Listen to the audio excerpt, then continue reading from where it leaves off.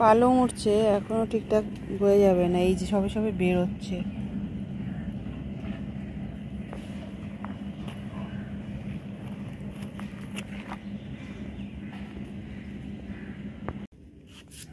এই দেখো এখানে নোটে শাক ফেলা হয়েছে, সেই সবুজ নোটে শাকটা, এগুলো উঠেছে।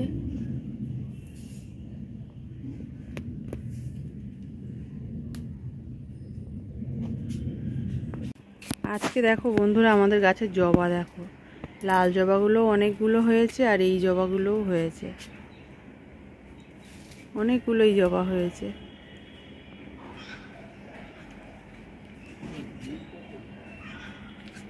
আর তোমাদের ড্রাগন ফ্রুটটা দেখাচ্ছি, এইখানে ড্রাগন ফ্রুটটা দেখো, এটা বেশ বড় হয়েছে।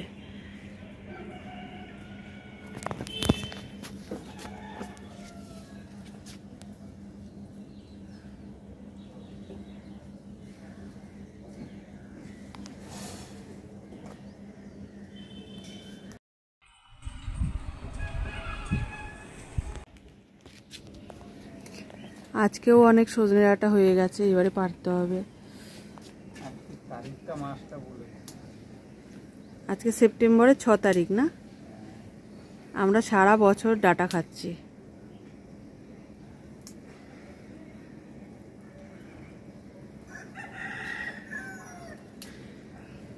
ওই যে তোমার মাথার উপরে আছে, হ্যাঁ।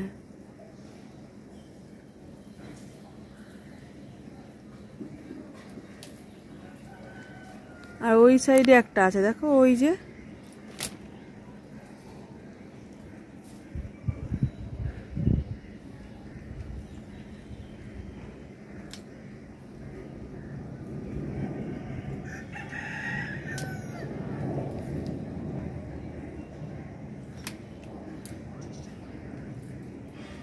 ডালটা না, ওইটা ওপর থেকে ইয়ে করো, ভেঙে ছেড়ে দাও, ওইগুলো তো হবে আরো, ওইগুলো একটু মোটা হতো। হ্যাঁ ওইটা হয়েছে, ওটা ছাদ থেকে পারতে পারবে না। আমাদের না এইখানটায় বেদানা গাছ বেরিয়েছে, এই যে অনেকগুলো বেদানা গাছ বেরিয়েছে। আমরা বেদানা গাছ কিনবো ভাবছিলাম, তো বেরিয়ে গেছে যখন এগুলোই লাগাই।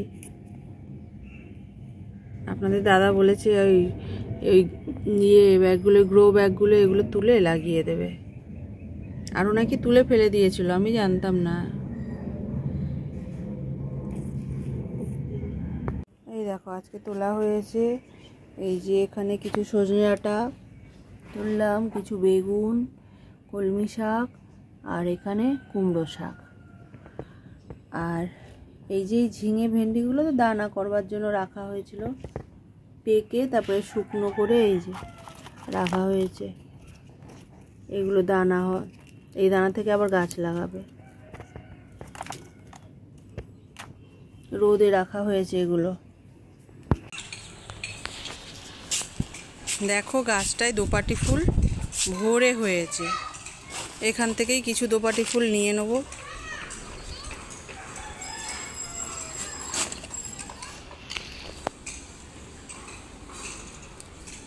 প্রতিদিন করে আমি অল্প অল্প করে দোপাটি নেই, আর প্রতিদিন দেখি এসে গাছটা পুরো ভরে গেছে দোপাটি ফুলে।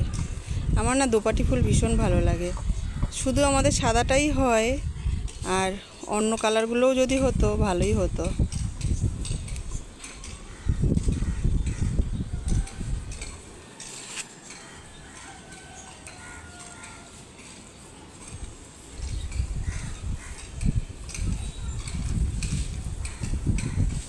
যে হাওয়ায়ও উড়ে যাচ্ছে জানো।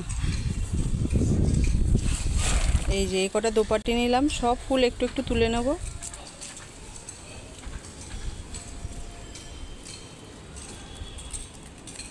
এই ফুলগুলো দেখো, এটাও আমি একটা তুলে নিই, এই যে নাকচাপা, ক্যামেলিয়া বলে, তো এই ফুলটাও একটা তুলে নিই, প্রতিদিনই তুলে নেই।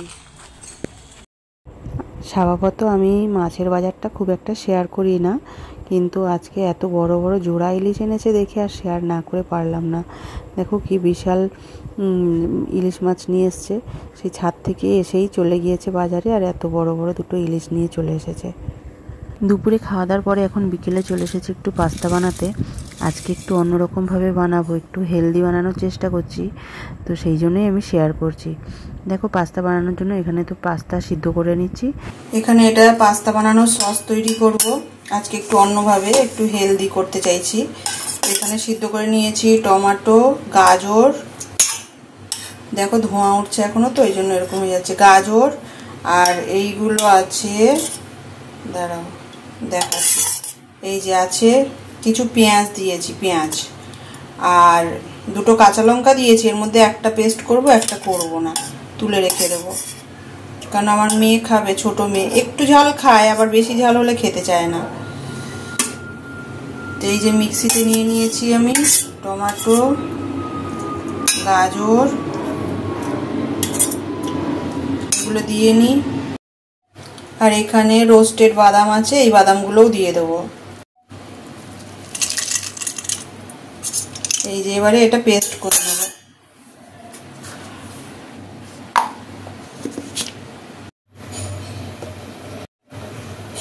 এখানে পেস্টটা তৈরি হয়ে গেছে, এই যে দেখতে এরকম হয়েছে। এবার সসটাকে কড়াইয়ের মধ্যে দিয়ে আর বেশ কিছুটা বাটার দিয়েছি, ওই যে দেখছো নিচে ভেতরে যে সাদা মতো ওটা বাটার ছিল, বাটার দিয়ে দিয়েছিলাম, আর পাস্তা যে সিদ্ধ করে রেখেছিলাম সেটা দিয়ে, আর এর মধ্যে একটু সামান্য নুন আর একটু গোলমরিচগুলো দিয়ে ভালো করে নেড়ে নিচ্ছি, যাতে এই যে দেখছো বাটারটা যাতে সব জায়গায় মিশে যায়। আমি আলাদা করে তেল দেইনি, যা বাটার দিয়েছি এখানে সেটাই দিয়েছি। এবারে নুন আর গোলমরিচ গুঁড়ো দিয়ে একটু ভালোভাবে মাখিয়ে নিলাম সসটাকে পুরো সব জায়গায়, যাতে পাস্তাটা সব জায়গায় লাগে।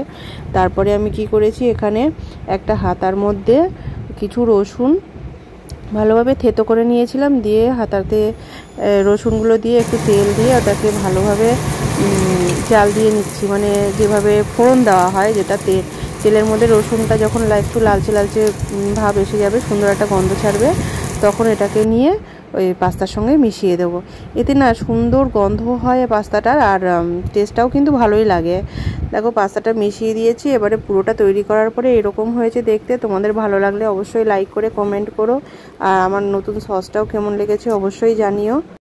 এই পাস্তাটা বিকেলে টিফিন করলাম সবাই মিলে, তারপরে আমরা চলে গিয়েছিলাম হচ্ছে একটু মলে গিয়েছিলাম, কারণ পুজো তো চলেই আসছে, একটু কিছু কেনাকাটি করতে হবে। অনেক কিছু অনলাইনেও অর্ডার করেছি, সবটাই শেয়ার করব। তারপরে কিছুটা আবার একটু মল থেকে, একটু দোকান থেকে, এইভাবে নানা দিকে দেখে টেকে নিতে হচ্ছে, যেহেতু ছোট বাচ্চা আছে, একবারে বাজারটাও করা সম্ভব হচ্ছে না, আর বেশি দূরেও যেতে পারছি না, যা বৃষ্টি আমাদের এখানে চলছে।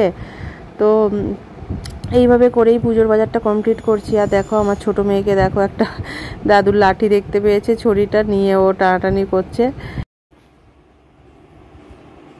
নাচ করছে। নাচ করছো? কি নাচ? পেশ নাচ করছে। দেখো জন্মদিনে যে পেয়েছিল টুপি, আর এই যে স্কার্টটা একটু বড় হয়, যে পরে যাচ্ছে আবার টেনে টেনে তুলছে, এই যে নাচ করছে, এটা পরিয়ে দাও, ওটা পরিয়ে দাও, এটা পরিয়ে দাও করে করে সব পড়েছে। এই নাচটা করছে নাকি? এই নাচটা করছিস তুই? এই নাচটা করছিস? নাচ কর, নাচ করে দেখা একটু। অনেক কিছু আছে। ও আমি তো জানি না বাবা, আমাকে একটু শিখিয়ে দিবি? শিখিয়ে দিবি? বল তাহলে কিরম করে করব, দেখাও একটু, দেখিয়ে দিলে তবে তো করব আমি।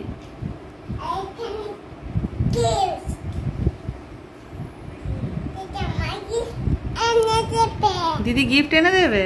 আর এই যে দেখো কপালে এই যে দাগ দিয়েছে, দাঁড়া, হাতে কই, হাতে, এই হাতে আছে এখন, এই যে হাতে, এই যে দাঁড়া পায়ে দেখাই, এই যে পায়ে স্কেচ পেন থেকে দাগিয়েছে।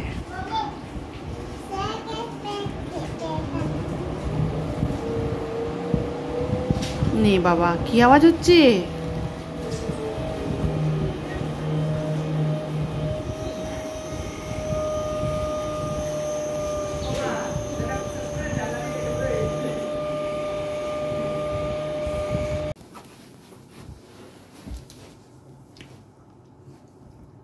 খাও। এই যে আমার কাঠবিড়ালি, এখন রাত 10টা বাজে, পিয়া খাচ্ছে। কি খাচ্ছ এটা? আমাকে একটু দাও। দাও একটু। দেবে না, কাটবে। পিয়ারা দেবে না। দেখো মুখটা।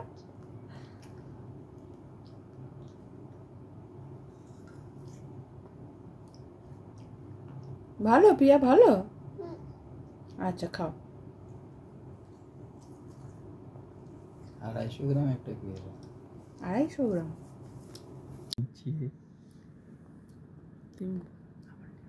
আমাকে একটু দাও।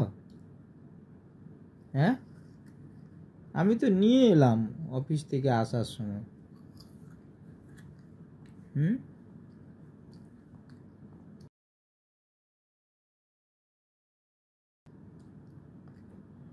ধরেছে কত বড় হাতে, তা দেখেছো তো কি অবস্থা, তুলতে পারছে না। তুলতে পারছে? কেন বলছে তুলতে পারছে না? আমাকে একটু দাও। আমাকেও দেবে না? আমি অফিসে গেলাম, অফিস থেকে এলাম, তোমার জন্য ওর থেকে পেয়ারাটা চাচ্ছি, ও তো দিচ্ছে না। তাহলে এখন যতটা খায় ও খাক, অনেকটাই রাত হয়েছে। বন্ধুরা, আজকের ভিডিওটা এখানেই শেষ করছি। ভালো লাগলে একটি লাইক করে দিও, কমেন্ট করে অবশ্যই জানিও। আর আজকের মতো বাই বাই। আবার দেখা হবে অন্য আরেকটি ব্লগে। ততক্ষণের জন্য সবাই ভালো থেকো, সুস্থ থেকো। বাই।